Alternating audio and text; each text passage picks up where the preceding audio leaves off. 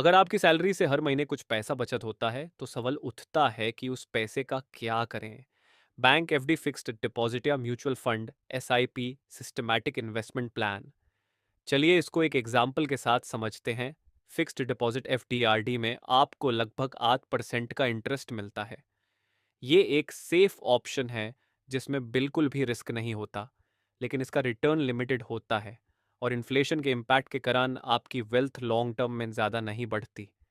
S I P mutual fund, S I P short term में कभी कभी कम return दे सकता है, लेकिन अगर आप लॉन्ग टर्म 7 साल, 10 साल या 20 साल तक इन्वेस्ट करते हैं तो आपको 12 से 15% तक का रिटर्न मिल सकता है। ये डाटा 2002 से 2012 तक के हिस्टोरिकल रिटर्न्स पर बेस्ड है और ये निफ्टी इंडेक्स फंड्स के एग्जाम्पल्स को दिखाता है।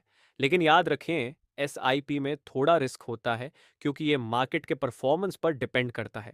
एग्जाम्पल, अगर आप हर महीने 50,000 रुपए इन्वेस्ट करते हैं, तो एफडी में 10 साल तक इन्वेस्ट करने पर आपको लगभग 8 लाख का फंड मिलेगा।